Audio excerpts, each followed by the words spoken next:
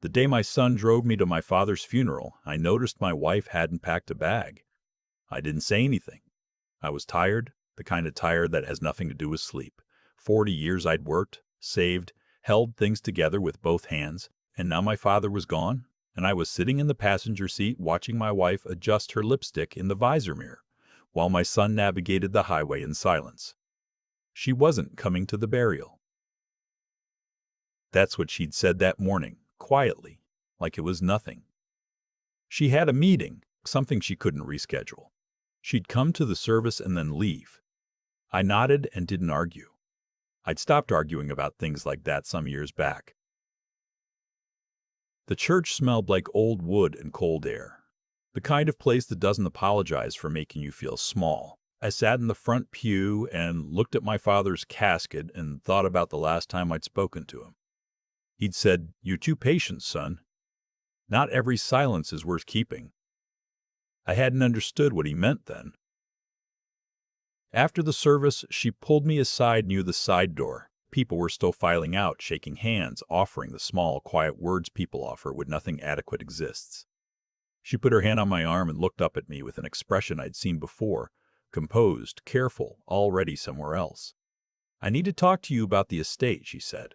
"Not, I'm sorry about your father. Not, are you okay?" "The estate." "Not today," I said. "It has to be today." She kept her voice low. "I spoke with someone this week, a financial advisor. He says the longer we wait, the more complicated the transfer becomes." I looked at her for a moment. The casket was 30 feet away. My son was standing near it, talking to my father's oldest friend, a man named Garfield, who'd known my father since before I was born. The light through the stained glass was dim and orange. "We'll talk later," I said. "It's important. So is today." She let go of my arm. I walked back toward my son. She left before the burial. The drive to the cemetery was quiet.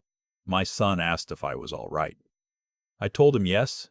He didn't believe me, but he didn't push. He's good that way. He inherited that from his grandfather. At the graveside, Garfield stood beside me. He was in his 80s now, slow and deliberate in his movements, but sharp in the eyes.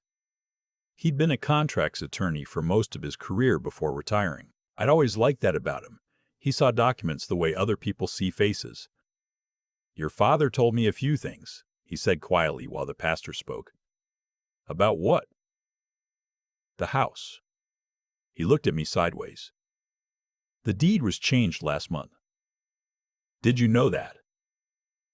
I didn't. I turned to look at him, but he was already watching the casket being lowered. "Your father didn't make that change," Garfield said. "I know because he called me the week before he passed and asked me what it would mean if someone changed a deed without telling the owner." I stood, very still. "He was confused," Garfield continued, "or he was testing me. But either way," I told him, "I said it means something's wrong." The pastor finished speaking. People began drifting away. I stayed until the grave was closed. My father's house was a modest place in a quiet neighborhood east of town. 2 bedrooms, a good kitchen, a porch where he'd sit on summer evenings and listen to the radio. He'd owned it outright for 15 years.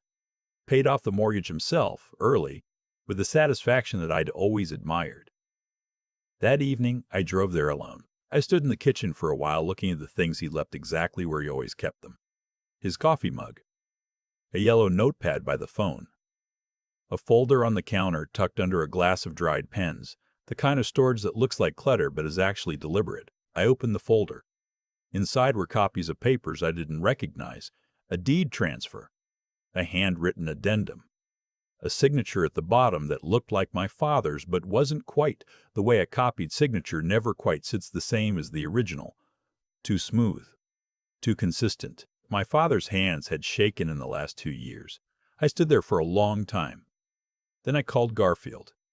He arrived 20 minutes later with a magnifying glass and a patience that belonged to someone who'd spent a career reading between lines. He sat at the kitchen table and went through the folder without speaking. His expression didn't change. That was the thing about men like him. They saved the reaction for after. "This is a problem," he said finally. "What kind?" "The kind where someone who wasn't authorized to make this change made it anyway." He set the papers down. The deed was transferred to a joint holding entity. "You see this line?" He tapped a column near the bottom. "This is a structure that allows the other party to request a buyout within 30 days of the owner's passing." 30 days. My father had been gone for 8. "Who is the other party?" I asked. He looked at me steadily. "The name on the document is an LLC, but the filing address matches your home." I sat down. The kitchen was very quiet. The refrigerator hummed. Outside, a car moved slowly down the street and its headlights swept across the ceiling. "She set this up," I said. Garfield didn't answer that directly.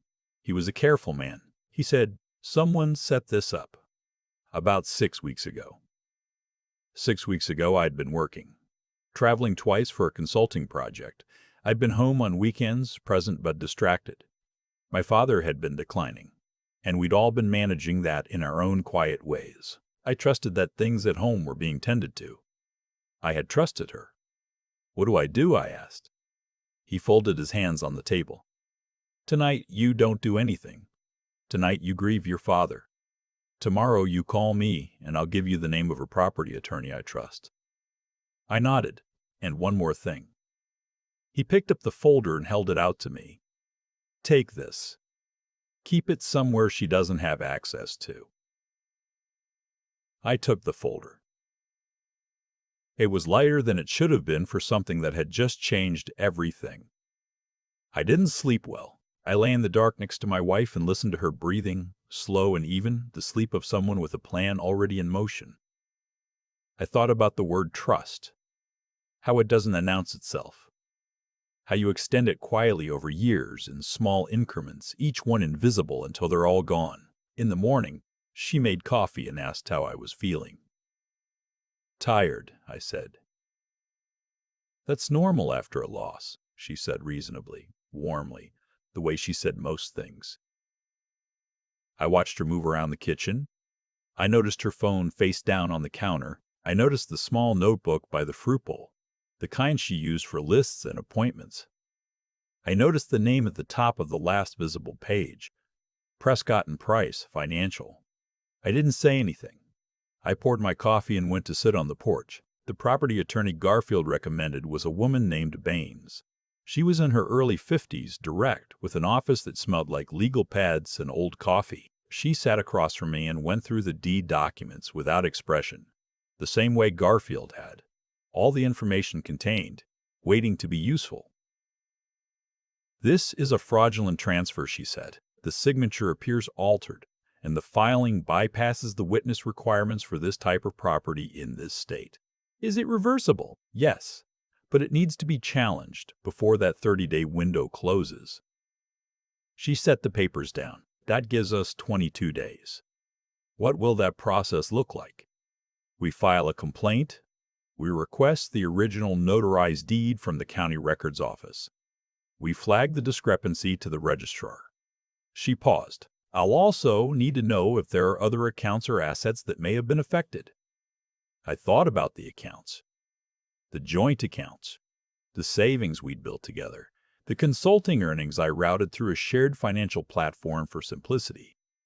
For convenience, because I believed convenience was the same as trust. "I'll need to check," I said. "Do it today," she said, "and don't discuss this with anyone at home."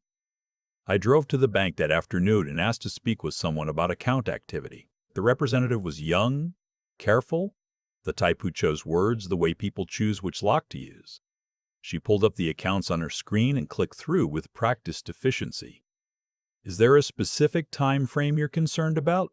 she asked. "The last 2 months," I said. She scrolled. Her expression stayed neutral, but her clicking slowed. "There have been several transfers in that period," she said, "all within daily limits, all from the joint savings account to an external account we don't have on file as a primary. Can you tell me when those started?" She checked. 7 weeks ago. 7 weeks. Just before she first mentioned the financial advisor.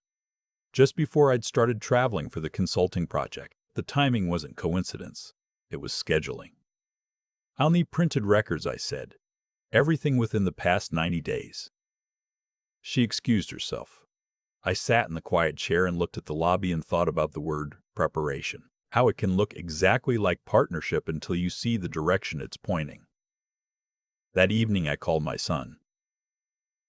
He was quiet on the phone for a long moment after I explained the basics. The deed, the transfers, the LLC, the timeline. "Dad," he said, "I know. What do you need from me?"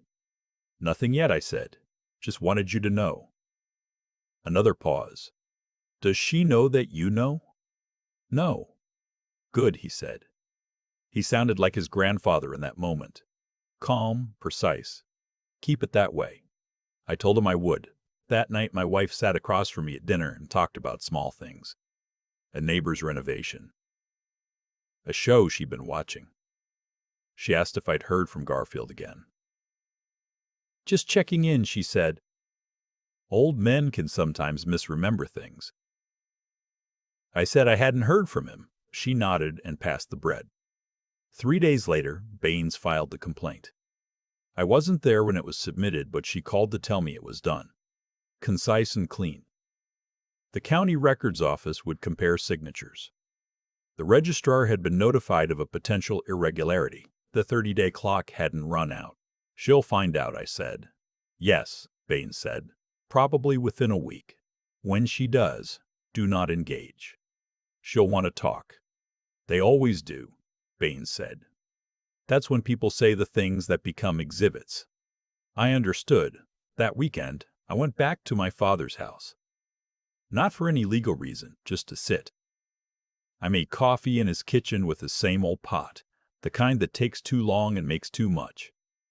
I sat at his table and looked out at his backyard. A bird feeder he'd hung years ago still moved slightly in the wind.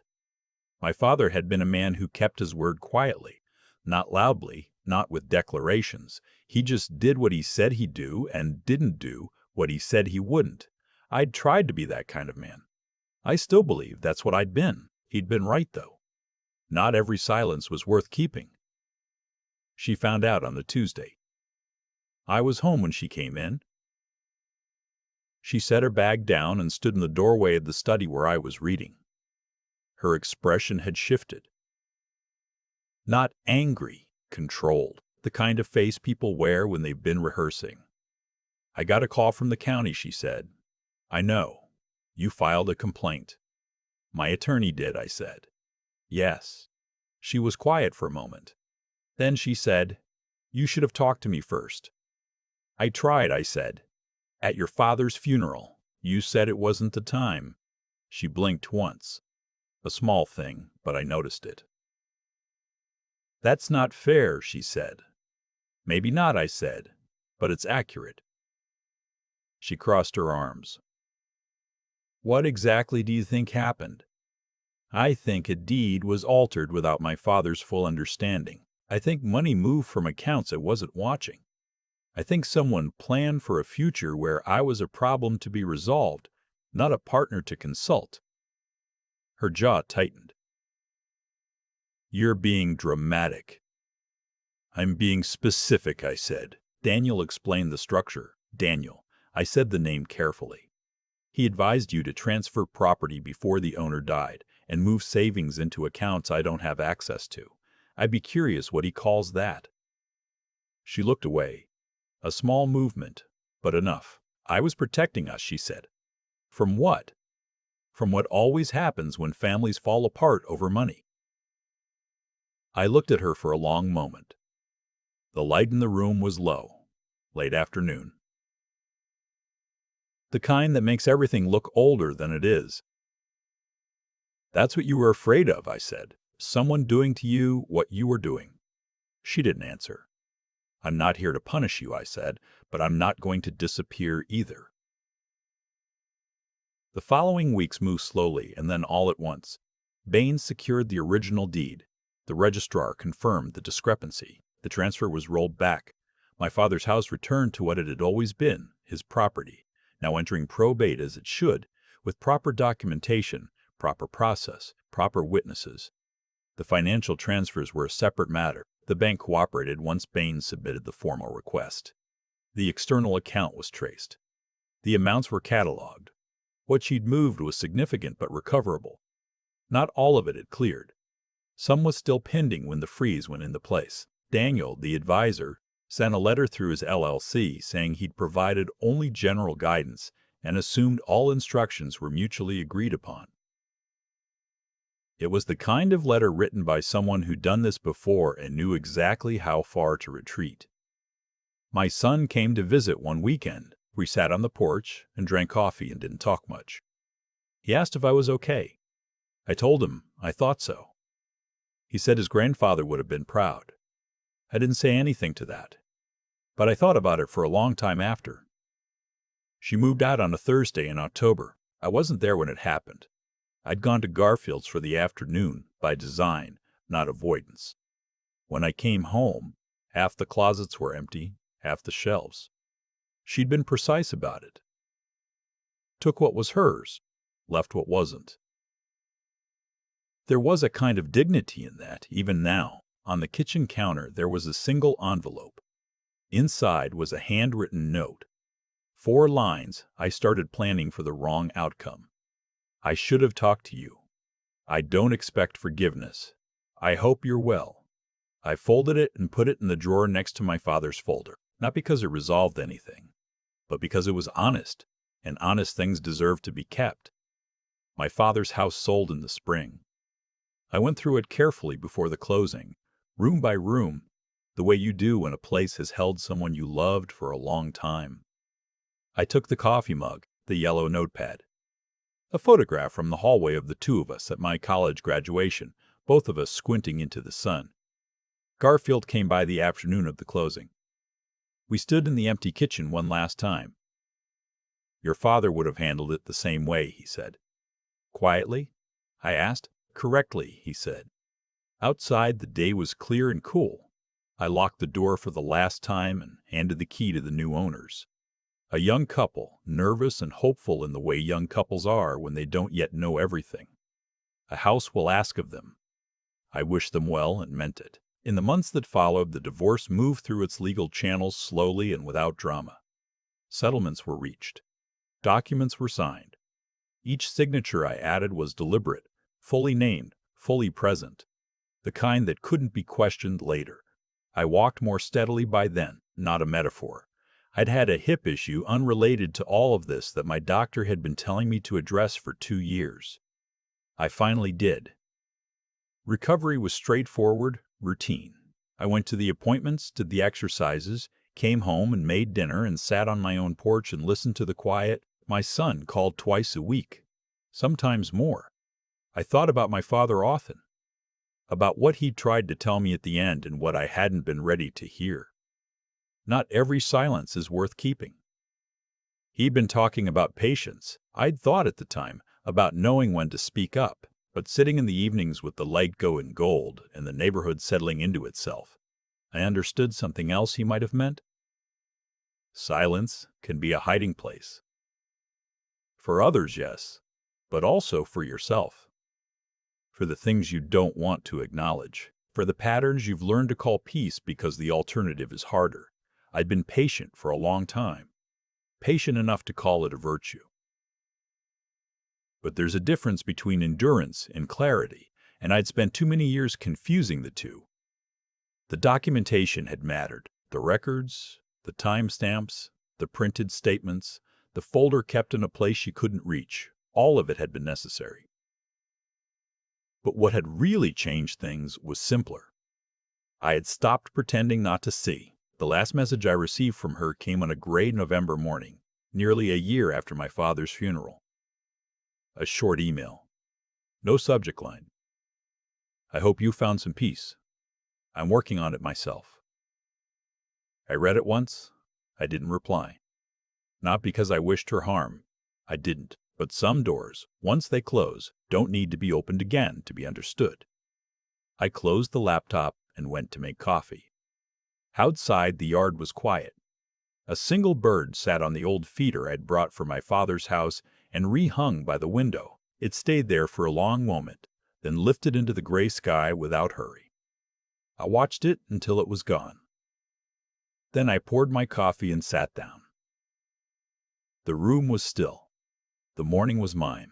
If any part of this felt familiar, the silence you couldn't name, the moment you realized trust had been moving in one direction, you're not alone. Stories like this don't always end loudly. Sometimes they end like this. Quietly. Correctly. With a cup of coffee and a clear view of the yard. If this is the kind of story that matters to you, subscribe and stay with us. We share one every day. Not about revenge. About return. About finding yourself on the other side of something that tried to define you. I'll be here. There's a version of this story where I stay quiet, where I fold the folder back under the glass of dried pens, drive home and say nothing, where I tell myself I must be misreading things, where I give her the benefit of a doubt she had already spent. I almost did that, not out of weakness, out of habit. 40 years of managing things calmly, of choosing the longer view, of believing that patience is its own kind of strength. And it is. But patience pointed in the wrong direction isn't strength. It's just delay. What I had to learn, slowly and not without cost, is that there's a difference between being steady and being still. I had been confusing the two for a long time. What happened with the deed, with the transfers, with Daniel and his carefully worded advice, none of it was random. It was a sequence. And sequences don't appear out of nowhere. They build in the spaces where we decide not to look. Every time I'd been away for work and trusted that things at home were being handled, every time a question felt uncomfortable and I filed it under "not right now," every time I mistook someone's composure for honesty, the actions that came later were only possible because of the room I'd quietly made for them over years. That's not blame turned inward. It's just accurate. Garfield had known my father for decades. He showed up at that funeral with a magnifying glass and a memory for details, not because he was suspicious by nature, but because he'd spent a career understanding that documents don't lie the way people do. When he told me the deed had been changed, he didn't ask me how I felt about it. He told me what to do next. That's the thing about people who've lived long enough and paid close enough attention. They skip the dramatics and go straight to the question that matters: what now? Baines was the same way. She looked at the papers and said fraudulent transfer without flinching. Then gave me 22 days and a plan. No sympathy speech, no reassurance I hadn't asked for. Just work. I found that more comforting than almost anything else could have been. What I kept coming back to through all of it was something my father had said near the end. Not every silence is worth keeping. I'd thought he meant speak up more. Say what's on your mind. But sitting on his porch in the months after, I started to hear something else in it. He meant stop protecting people from the consequences of what they're doing. Silence, when it covers something that shouldn't be covered, isn't kindness. It's a kind of permission. I don't carry what happened with bitterness. I genuinely don't. But I carry it as information. The way you carry anything that cost you something and taught you something in return. The estate was corrected. The accounts were recovered. The opponents were recovered. The divorce moved through its process quietly and without drama. All of that happened because documentation existed. Because Garfield remembered to look. Because I stopped pretending the folder under the pens was something I could leave alone. If you're somewhere in a story like this, not necessarily this one, but one where something doesn't add up and you've been choosing not to add it, I won't tell you what to do, but I'll tell you what I wish someone had said to me earlier. Looking clearly at something hard is not the same as being unkind. It is, in fact, the most honest thing you can do. For yourself and, strangely, for the people involved. My father knew that. He just waited for me to catch up.